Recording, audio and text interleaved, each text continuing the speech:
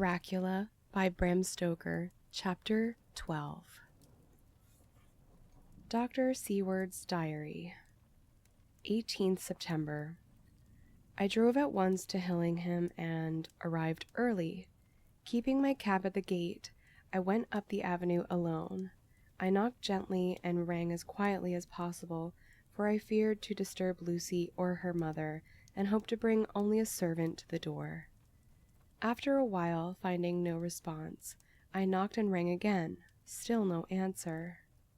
I cursed the laziness of the servants that they should lie abed at such an hour, for it was now 10 o'clock, and so rang and knocked again, but more impatiently, and still without response. Hitherto I had blamed only the servants, but now a terrible fear began to assail me. Was this desolation but another link in the chain of doom which seemed drawing tight around us? Was it indeed a house of death to which I had come too late? I knew that minutes, even seconds of delay, might mean hours of danger to Lucy if she had had again one of those frightful relapses, and I went round to the house to try if I could find by chance an entry anywhere. I could find no means of ingress. Every window and door was fastened and locked, and I returned baffled to the porch. As I did so, I heard the rapid pit-pat of a swiftly driven horse's feet. They stopped at the gate, and a few seconds later I met Van Helsing running up the avenue. When he saw me, he gasped out, "Then it was you, and just arrived. How is she? Are we too late? Did you not get my telegram?" I answered as quickly and coherently as I could that I had only got his telegram early in the morning and had not lost a minute in coming here, and that I could not make anyone in the house hear me. He paused and raised his hat as he said solemnly, "Then I fear we are too late. God's will be done." With his usual recuperative energy, he went on, "Come, if there be no way open to get in, we must make one. This is all in all to us now." We went round the back of the house where there was a kitchen window. The professor took a small surgical saw from his case and, handing it to me, pointed to the iron bars which guarded the window. I attacked them at once and had very soon cut through 3 of them. Then, with a long, thin knife, we pushed back the fastening of the sashes and opened the window. I helped the professor in and followed him. There was no one in the kitchen or in the servants' rooms, which were close at hand. We tried all the rooms as we went along, and in the dining room, dimly lit by rays of light through the shutters, found 4 servant women lying on the floor. There was no need to think them dead, for their stertorous breathing and the acrid smell of laudanum in the room left no doubt as to their condition. Van Helsing and I looked at each other, and as we moved away, he said, "We can attend to them later." Then we ascended to Lucy's room. For an instant or two we paused at the door to listen, but there was no sound that we could hear. With white faces and trembling hands, we opened the door gently and entered the room. How shall I describe what we saw? On the bed lay 2 women, Lucy and her mother. The latter lay farthest in, and she was covered with a white sheet, the edge of which had been blown back by the draught through the broken window, showing the drawn, white face with a look of terror fixed upon it. By her side lay Lucy, with face white and still more drawn. The flowers which had been around her neck we found upon her mother's bosom, and her throat was bare, showing the 2 little wounds which we had noticed before, but looking horribly white and mangled. Without a word, the professor bent over the bed, his head almost touching poor Lucy's breast. Then he gave a quick turn of his head, as of one who listens, and leaping to his feet, he cried out to me, "It is not yet too late. Quick, quick, bring the brandy." I flew downstairs and returned with it, taking care to smell and taste it, lest it too were drugged like the decanter of sherry which I found on the table. The maids were still breathing, but more restlessly, and I fancied that the narcotic was wearing off. I did not stay to make sure, but returned to Van Helsing. He rubbed the brandy, as on another occasion, on her lips and gums, and on her wrists and the palms of her hands.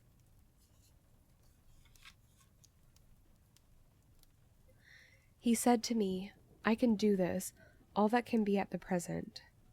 You wake those maids, flick them in the face with a wet towel, and flick them hard. Make them get heat and fire and a warm bath. This poor soul is nearly as cold as that beside her. She will need be heated before we can do anything more." I went at once and found little difficulty in waking 3 of the women. The 4th was only a young girl, and the drug had evidently affected her more strongly, so I lifted her on the sofa and let her sleep. The others were dazed at first, but as remembrance came back to them, they cried and sobbed in a hysterical manner. I was stern with them, however, and would not let them talk. I told them that one life was bad enough to lose, and that if they delayed, they would sacrifice Miss Lucy. So, sobbing and crying, they went about their way, half clad as they were, and prepared fire and water. Fortunately, the kitchen and boiler fires were still alive, and there was no lack of hot water. We got a bath and carried Lucy out as she was and placed her in it. Whilst we were busy chafing her limbs, there was a knock at the hall door. One of the maids ran off, hurried on some more clothes, and opened it. Then she returned and whispered to us that there was a gentleman who had come with a message from Mr. Holmwood. I bade her simply tell him that he must wait, for we could see no one now. She went away with the message, and, engrossed with our work, I clean forgot all about him. I never saw in all my experience the professor work in such deadly earnest. I knew, as he knew, that it was a stand-up fight with death, and in a pause told him so. He answered me in a way that I did not understand, but with the sternest look that his face could wear.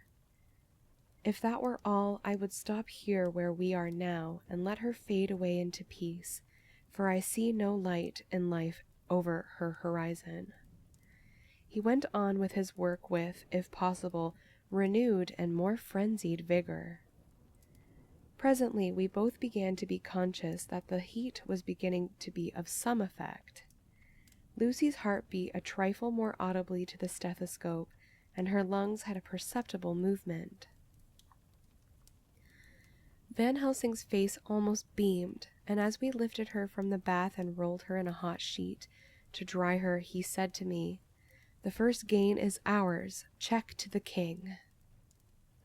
We took Lucy into another room, which had by now been prepared, and laid her in bed and forced a few drops of brandy down her throat. I noticed that Van Helsing tied a soft silk handkerchief around her throat. She was still unconscious, and was quite as bad as, if not worse than, we had ever seen her. Van Helsing called in one of the women, and told her to stay with her, and not to take her eyes off her till we returned, and then beckoned me out of the room. "We must consult as to what is to be done," he said as we descended the stairs. In the hall he opened the dining-room door, and we passed in, he closing the door carefully behind him. The shutters had been opened, but the blinds were already down, with that obedience to the etiquette of death which the British woman of the lower classes always rigidly observes. The room was, therefore, dimly dark. It was, however, light enough for our purposes. Van Helsing's sternness was somewhat relieved by a look of perplexity. He was evidently torturing his mind about something, so I waited for an instant, and he spoke. "What are we to do now? Where are we to turn for help?" We must have another transfusion of blood, and that soon, or that poor girl's life won't be worth an hour's purchase. You are exhausted already. I am too exhausted.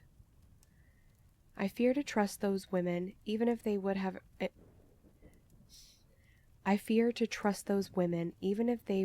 courage to submit. What are we to do for someone who will open his veins for her? What's the matter with me, anyhow?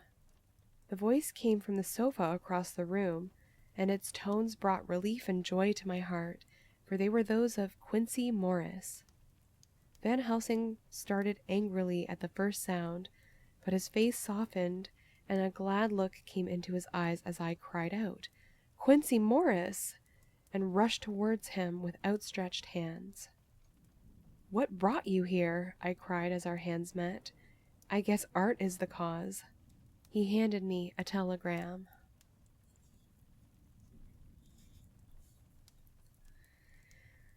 Have not heard from Seward for 3 days, and am terribly anxious. Cannot leave. Father still in same condition. Send me word how Lucy is. Do not delay. Holmwood. I think I came just in the nick of time. You know you have only to tell me what to do. Van Helsing strode forward and took his hand, looking him straight in the eyes as he said, "A brave man's blood is the best thing on this earth when a woman is in trouble. You're a man, and no mistake. Well, the devil may work against us for all he's worth, but God sends us men when we want them." Once again we went through the ghastly operation. I have not the heart to go through with the details.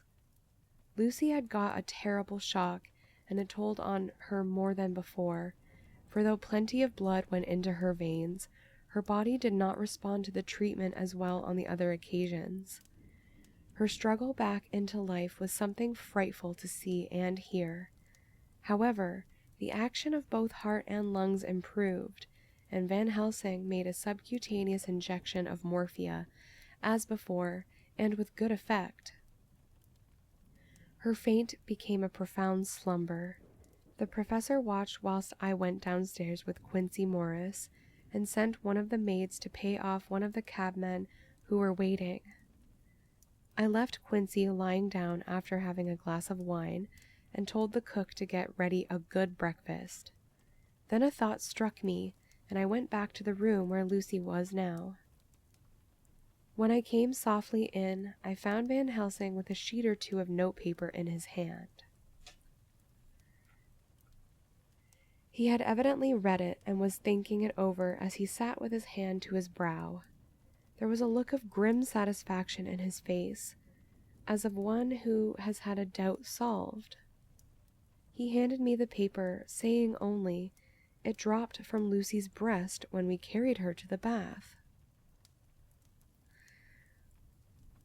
When I read it, I stood looking at the professor, and after a pause asked him, "In God's name, what does it all mean?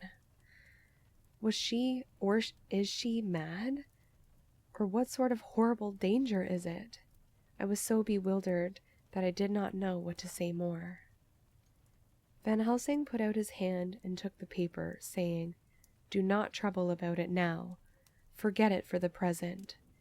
You shall know and understand it all in good time, but it will be later. And now, what is it that you came to me to say?" This brought me back to fact, and I was all myself again. "I came to speak about the certificate of death. If we do not act properly and wisely, there may be an inquest, and that paper would have to be produced. I am in hopes that we need have no inquest, for if we had, it would surely kill poor Lucy, if nothing else did.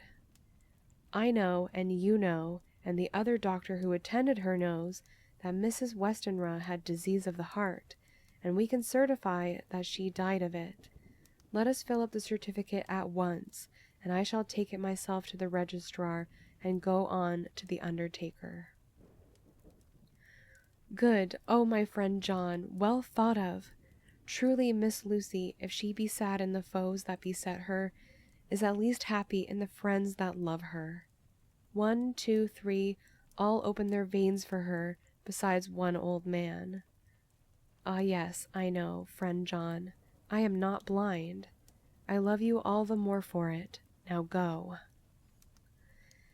In the hall I met Quincy Morris with a telegram for Arthur telling him that Mrs. Westenra was dead, that Lucy also had been ill but was now going on better, and that Van Helsing and I were with her. I told him where I was going, and he hurried me out, but as I was going said, "When you come back, Jack, may I have 2 words with you all to ourselves?" I nodded in reply and went out. I found no difficulty about the registration, and arranged with a local undertaker to come up in the evening to measure for the coffin and to make arrangements. When I got back, Quincy was waiting for me. I told him I would see him as soon as I knew about Lucy, and went up to her room. She was still sleeping, and the professor seemingly had not moved from his seat at her side.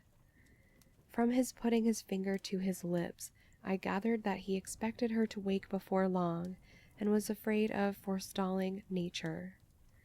So I went down to Quincy and took him into the breakfast room, where the blinds were not drawn down, and which was a little more cheerful, and rather less cheerless than the other rooms. When we were alone, he said to me, "Jack Seward, I don't want to shove myself in anywhere where I've no right to be, but this is no ordinary case. You know I loved that girl and wanted to marry her, but although that's all past and gone, I can't help feeling anxious about her all the same. What is it that's wrong with her? The Dutchman, and a fine old fellow he is, I can see that, said that time you 2 came into the room that you must have another transfusion of blood, and that both you and he were exhausted. Now I know well that you medical men speak in camera, and that a man must not expect to know what they consult about in private. But this is no common matter, and, whatever it is, I have done my part. Is not that so?" "That's so," I said, and he went on. "I take it that both you and Van Helsing had done already what I did today. Is not that so?" "That's so." "And I guess Art was in it too. When I saw him 4 days ago down at his own place, he looked queer. I have not seen anything pulled down so quick since I was on the Pampas and had a mare that I was fond of go to grass all in a night. One of those big bats that they call vampires had got at her in the night, and what with his gorge and the vein left open, there wasn't enough blood in her to let her stand up, and I had to put a bullet through her as she lay. Jack, if you may tell me without betraying confidence, Arthur was the first. Is not that so?" As he spoke, the poor fellow looked terribly anxious. He was in a torture of suspense regarding the woman he loved, and his utter ignorance of the terrible mystery which seemed to surround her intensified his pain. His very heart was bleeding, and it took all the manhood of him, and there was a royal lot of it too, to keep him from breaking down. I paused before answering, for I felt that I must not betray anything which the professor wished kept secret, but already he knew so much, and guessed so much, that there could be no reason for not answering. So I answered in the same phrase, "That's so." "And how long has this been going on?" "About 10 days." 10 days! Then I guess, Jack Seward, that poor pretty creature that we all love has had put into her veins within that time the blood of 4 strong men. Man alive, her whole body wouldn't hold it. Then, coming close to me, he spoke in a fierce half-whisper, "What took it out?" I shook my head. "That," I said, "is the crux. Van Helsing is simply frantic about it, and I am at my wits' end. I can't even hazard a guess. There has been a series of little circumstances which have thrown out all our calculations as to Lucy being properly watched. But these shall not occur again. Here we stay until all be well, or ill. Quincy held out his hand. "Count me in," he said. "You and the Dutchman will tell me what to do, and I'll do it." When she woke late in the afternoon, Lucy's first movement was to feel in her breast and, to my surprise, produce the paper which Van Helsing had given me to read. The careful professor had replaced it where it had come from, lest on waking she should be alarmed. Her eye then lit on Van Helsing and on me too, and gladdened. Then she looked around the room, and seeing where she was, shuddered. She gave a loud cry, and put her poor thin hands before her pale face. We both understood what that meant, that she had realized to the full her mother's death, so we tried what we could to comfort her. Doubtless sympathy eased her somewhat, but she was very low in thought and spirit, and wept silently and weakly for a long time. We told her that either or both of us would now remain with her all the time, and that seemed to comfort her. Towards dusk she fell into a doze. Here a very odd thing occurred. Whilst still asleep, she took the paper from her breast and tore it in two. Van Helsing stepped over and took the pieces from her. All the same, however, she went on with the action of tearing, as though the material were still in her hands. Finally, she lifted her hands and opened them as though scattering the fragments. Van Helsing seemed surprised, and his brows gathered as if in thought, but he said nothing.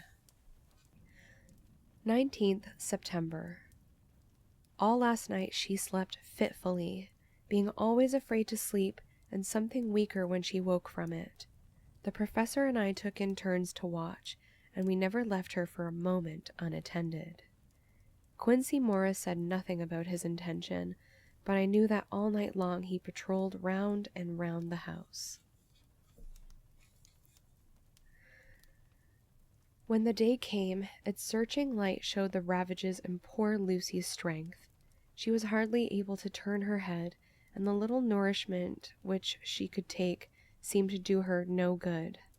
At times she slept, and both Van Helsing and I noticed the difference in her, between sleeping and waking. Whilst asleep, she looked stronger, although more haggard, and her breathing was softer. Her open mouth showed the pale gums drawn back from the teeth, which thus looked positively longer and sharper than usual. When she woke, the softness of her eyes evidently changed the expression, for she looked her own self, although a dying one. In the afternoon she asked for Arthur, and we telegraphed for him. Quincy went off to meet him at the station. When he arrived it was nearly 6 o'clock, and the sun was setting full and warm, and the red light streamed in through the window and gave more color to the pale cheeks. When he saw her, Arthur was simply choked with emotion, and none of us could speak. In the hours that had passed, the fits of sleep or the comatose condition that passed for it had grown more frequent, so that the pauses when conversation was possible were shortened. Arthur's presence, however, seemed to act as a stimulant. She rallied a little, and spoke to him more brightly than she had done since we arrived. He too pulled himself together, and spoke as cheerily as he could, so that the best was made of everything. It is now nearly 1 o'clock, and he and Van Helsing are sitting with her. I am to relieve them in a quarter of an hour, and I am entering this on Lucy's phonograph. Until 6 o'clock they are to try to rest.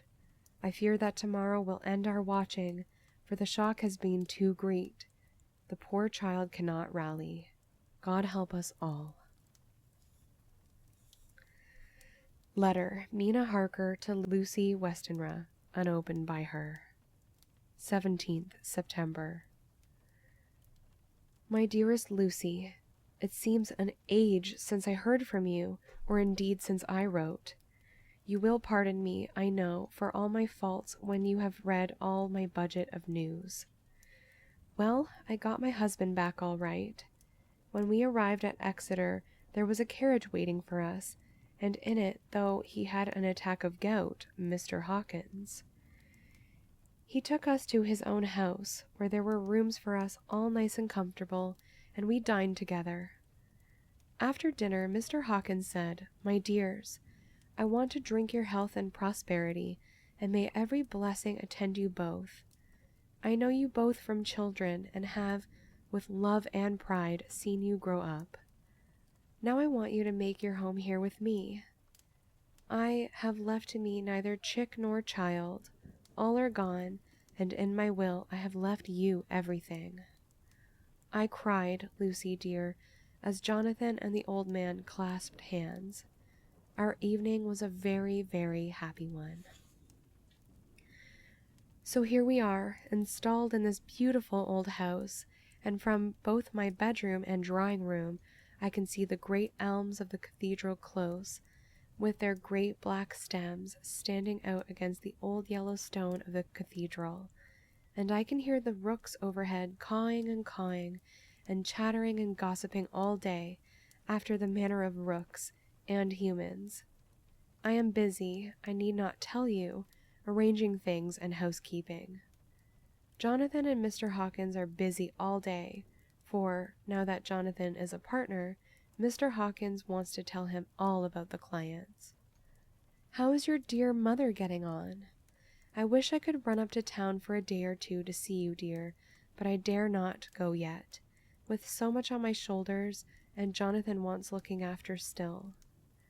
He is beginning to put some flesh on his bones again, but he was terribly weakened by the long illness. Even now he sometimes starts out of his sleep in a sudden way, and awakes all trembling until I can coax him back to his usual placidity. However, thank God, these occasions grow less frequent as the days go on, and they will in time pass away altogether, I trust. And now I have told you my news, let me ask yours. When are you to be married, and where, and who is to perform the ceremony? And what are you to wear? And is it to be a public or private wedding? Tell me all about it, dear. Tell me all about everything, for there is nothing which interests you which will not be dear to me."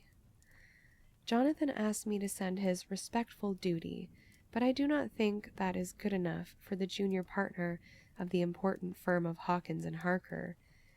And so, as you love me, and he loves me, and I love you with all the moods and tenses of the verb, I send you simply his love instead. Goodbye, my dearest Lucy, and all blessings on you. Yours, Mina Harker. Report from Patrick Hennessy, M.D., M.R.C.S., L.K.Q.C.P.I., etc., etc., to John Seward, M.D. 20th September. My dear Sir, in accordance with your wishes, I enclose report of the conditions of everything left in my charge. With regard to patient Renfield, there is more to say. He has had another outbreak, which might have had a dreadful ending, but which, as it fortunately happened, was unattended with any unhappy results. This afternoon, a carrier's cart with 2 men made a call at the empty house whose grounds abut on ours. The house to which, you will remember, the patient twice ran away. The men stopped at our gate to ask the porter their way, as they were strangers. I was myself looking out of the study window, having a smoke after dinner, and saw one of them come up to the house. As he passed the window of Renfield's room, the patient began to rate him from within, and called him all the foul names he could lay his tongue to. The man, who seemed a decent fellow enough, contented himself by telling him to shut up for a foul-mouthed beggar, whereon our man accused him of robbing him and wanting to murder him, and said that he would hinder him if he were to swing for it. I opened the window and signed the man not to notice, so he contented himself after looking the place over and making up his mind as to what kind of place he had got to by saying, "Lor bless yer, sir, I wouldn't mind what was said to me in a bloomin' madhouse. I pity ye and the governor for having to live in the house with a wild beast like that." Then he asked the way civilly enough, and I told him where the gate of the empty house was. He went away, followed by threats and curses and revilings from our man. I went down to see if I could make out any cause for his anger, since he is usually such a well-behaved man, and except his violent fits, nothing of the kind had ever occurred. I found him, to my astonishment, quite composed and most genial in his manner. I tried to get him to talk of the incident, but he blandly asked me questions as to what I meant, and led me to believe that he was completely oblivious of the affair. It was, I am sorry to say, however, only another instance of his cunning, for within half an hour I heard of him again. This time he had broken out through the window of his room and was running down the avenue. I called to the attendants to follow me and ran after him, for I feared he was intent on some mischief. My fear was justified when I saw the same cart which had passed before coming down the road, having on it some great wooden boxes. The men were wiping their foreheads, and were flushed in the face, as if with violent exercise. Before I could get up to him, the patient rushed at them, and pulling one of them off the cart, began to knock his head against the ground. If I had not seized him just at that moment, I believe he would have killed the man there and then. The other fellow jumped down and struck him over the head with the butt end of his heavy whip. It was a terrible blow, but he did not seem to mind it, but seized him also and struggled with the three of us, pulling us to and fro as if we were kittens. You know I am no lightweight, and the others were both burly men. At first he was silent in his fighting, but as we began to master him, and the attendants were putting a straight waistcoat on him, he began to shout, "I'll frustrate them! They shan't rob me! They shan't murder me by inches! I'll fight for my lord and master!" and all sorts of similar incoherent ravings. It was with every considerable difficulty that they got him back to the house and put him in the padded room. One of the attendants, Hardy, had a finger broken. However, I set it all right, and he is going on well. The two carriers were at first loud in their threats of actions for damages, and promised to rain all the penalties of the law on us. Their threats were, however, mingled with some sort of indirect apology for the defeat of the two of them by a feeble madman. They said that if it had not been for the way their strength had been spent in carrying and raising the heavy boxes to the cart, they would have made short work of him. They gave as another reason for their defeat the extraordinary state of drouth to which they had been reduced by the dusty nature of their occupation and the reprehensible distance from the scene of their labors of any place of public entertainment. I quite understood their drift, and after a stiff glass of grog, or rather more of the same, and with each a sovereign in hand, they made light of the attack, and swore that they would encounter a worse madman any day for the pleasure of meeting so bloomin' good a bloke as your correspondent. I took their names and addresses in case they might be needed. They are as follows: Jack Smollett of Dudding's Rents, King George's Road, Great Walworth, and Thomas Snelling, Peter Parley's Row, Guide Court, Bethnal Green. They are both in the employment of Harris and Sons Moving and Shipment Company, Orange Masters Yard, Soho.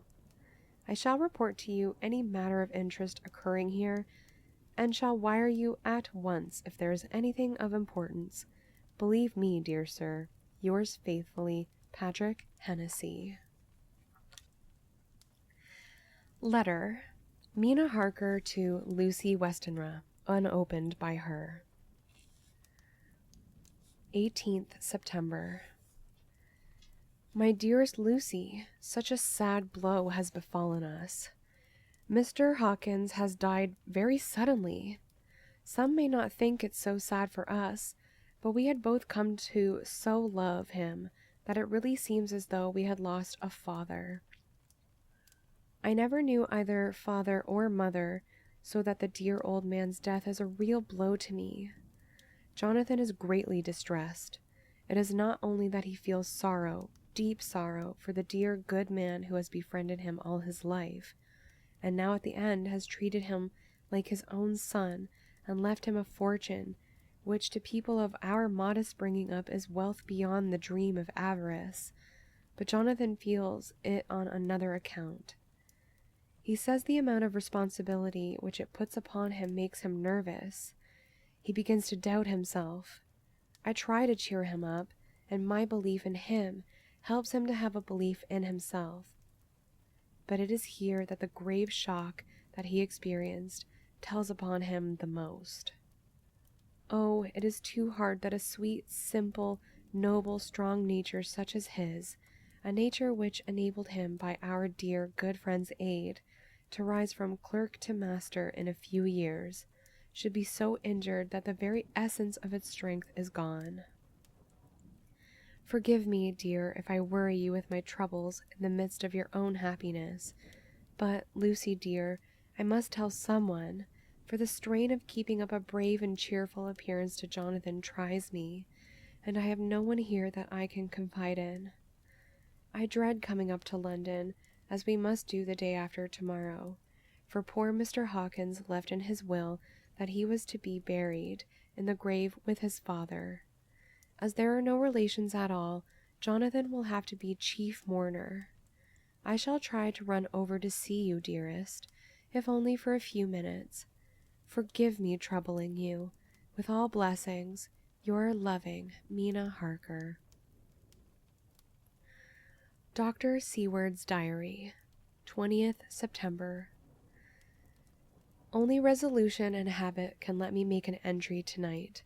I am too miserable, too low-spirited, too sick of the world and all in it, including life itself, that I would not care if I heard this moment the flapping of the wings of the angel of death, and he has been flapping those wings to some purpose of late.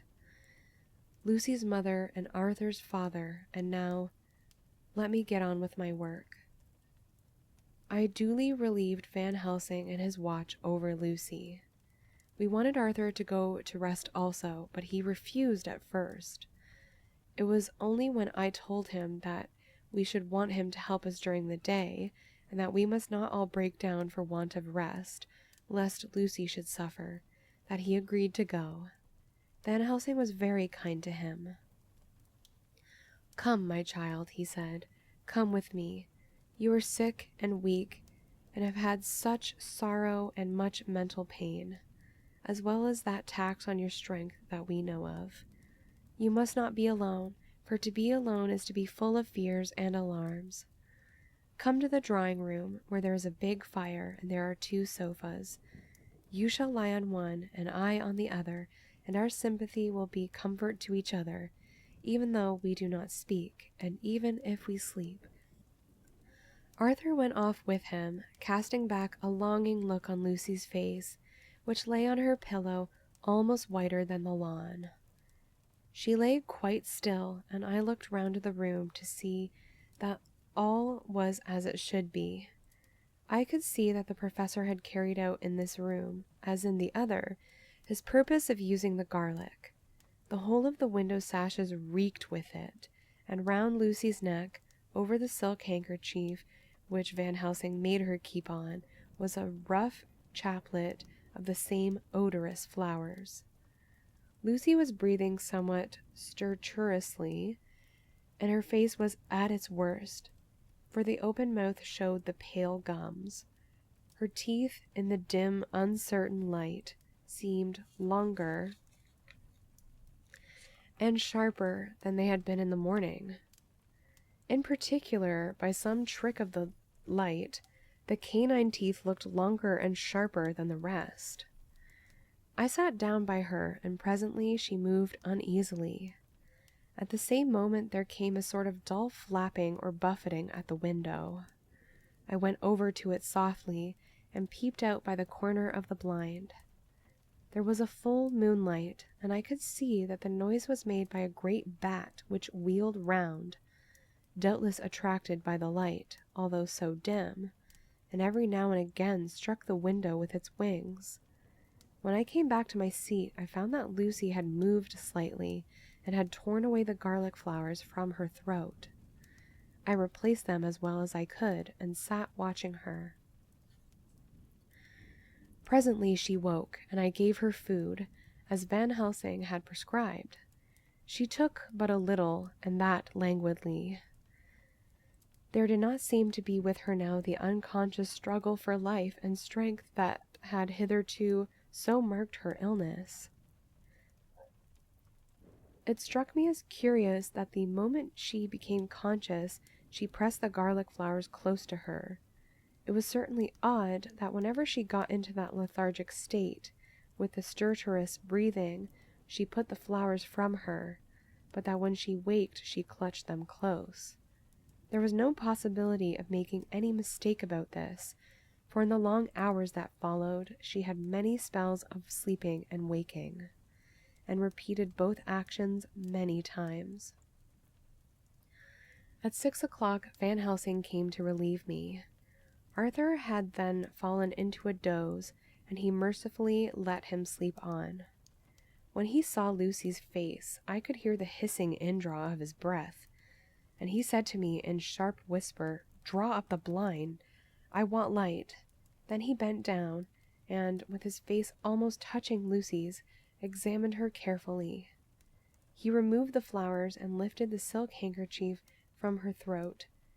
As he did so he started back, and I could hear his ejaculation, "Mein Gott!" as it was smothered in his throat. I bent over and looked too, and as I noticed some queer chill came over me. The wounds on the throat had absolutely disappeared. For fully 5 minutes Van Helsing stood looking at her, with his face at its sternest. Then he turned to me and said calmly, "She is dying. It will not be long now. It will be much difference, mark me, whether she dies conscious or in her sleep. Wake that poor boy and let him come and see the last. He trusts us, and we have promised him." I went to the dining room and waked him. He was dazed for a moment, but when he saw the sunlight streaming in through the edges of the shutters, he thought he was late and expressed his fear. I assured him that Lucy was still asleep, but told him as gently as I could that both Van Helsing and I feared that the end was near. He covered his face with his hands and slid down on his knees by the sofa, where he remained, perhaps a minute, with his head buried, praying, whilst his shoulders shook with grief. I took him by the hand and raised him up. "Come," I said, "my dear old fellow, summon all your fortitude. It will be best and easiest for her." When we came into Lucy's room, I could see that Van Helsing had, with his usual forethought, been putting matters straight and making everything look as pleasing as possible.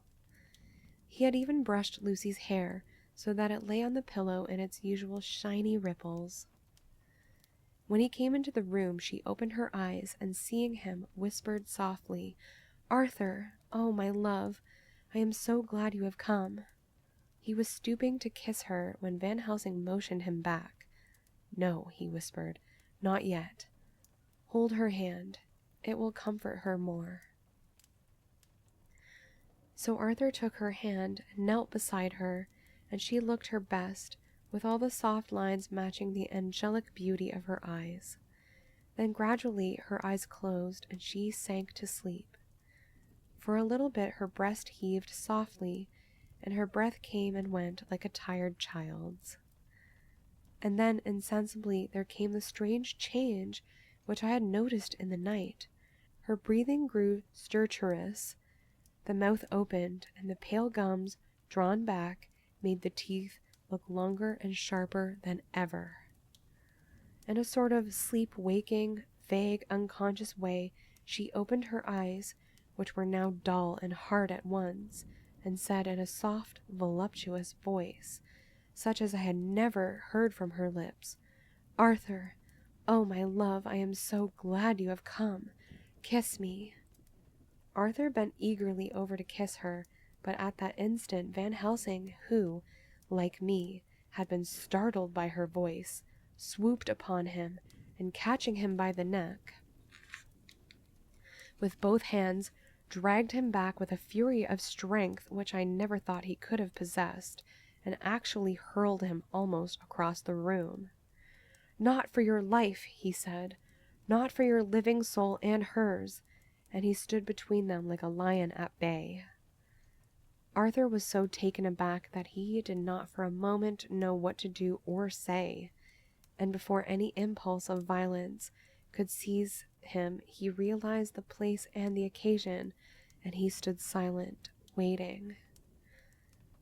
I kept my eyes fixed on Lucy, as did Van Helsing, and we saw a spasm of a rage flit like a shadow over her face. The sharp teeth champed together. Then her eyes closed, and she breathed heavily.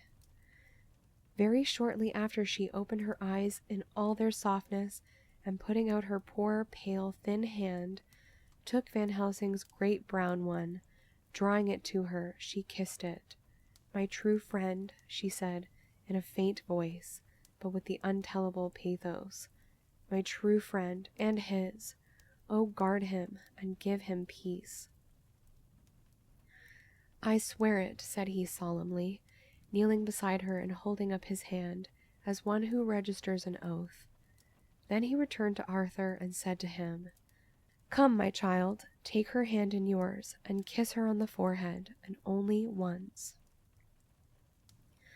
Their eyes met instead of their lips, and so they parted.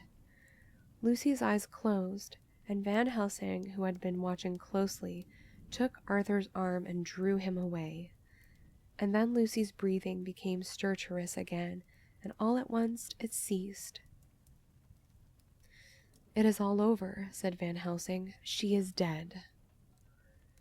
I took Arthur by the arm and led him away to the drawing room, where he sat down and covered his face with his hands, sobbing in a way that nearly broke me down to see. I went back to the room and found Van Helsing looking at poor Lucy, and his face was sterner than ever. Some change had come over her body.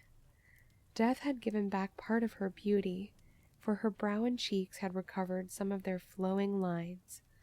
Even in the lips had lost their deadly pallor.